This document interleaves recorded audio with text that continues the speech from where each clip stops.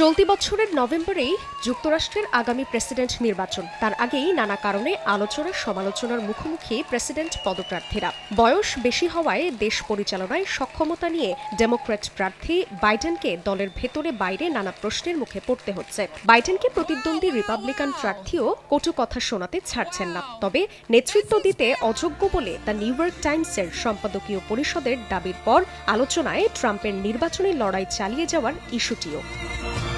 এবার সব ছাপিয়ে প্রশ্ন উঠেছে, ট্রাম্প রিপাবলিকান প্রার্থী হিসেবে শেষ পর্যন্ত থাকলে কারা হচ্ছেন তার ভাইস প্রেসিডেন্ট প্রার্থী। চলতি মাসেই রিপাবলিকান পার্টির ন্যাশনাল কনভেনশনে দলটির চূড়ান্ত প্রার্থী ঘোষিত হবেন সাবেক প্রেসিডেন্ট ডোনাল্ড ট্রাম্প। ওই কনভেনশনের দিনই নিজের রানিং মেট ঘোষণা করবেন তিনি। যদিও প্রেসিডেন্ট প্রার্থী হিসেবে ট্রাম্পের পছন্দ অনুযায়ী ভাইস প্রেসিডেন্ট প্রার্থী মনোনয়ন দেবে দল। তার আগেই ট্রাম্পের রানিং মেট নিয়ে চলছে নানা জল্পনা কল্পনা।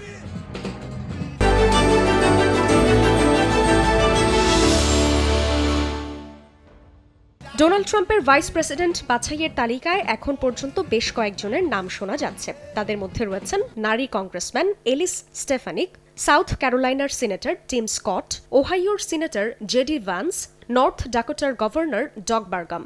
এছাড়া সাউথ ডাকোটার গভর্নর ক্রিস্টি নোয়েম, হাওয়াইয়ের কংগ্রেস সদস্য তুলসি গ্যাবার্ড। এর আগের নির্বাচনে ট্রাম্পের ভাইস প্রেসিডেন্ট প্রার্থী ছিলেন মাইক পেন্স।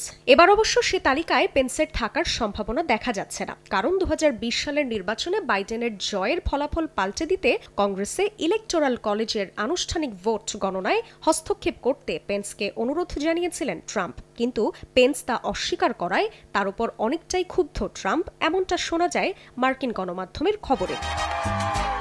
মার্কিন প্রেসিডেন্ট নির্বাচনে প্রেসিডেন্ট প্রার্থীর প্রচারণার দিকেই বেশি মনোযোগী থাকেন একজন ভাইস প্রেসিডেন্ট। এছাড়া সিনেটে কোনো বিলে ভোটাভুটিতে দুপক্ষের সমান ভোট হলে নির্ধারণী ভোট দিয়ে থাকেন ভাইস প্রেসিডেন্ট। জান্নাতুল সাদিয়া, সময় সংবাদ।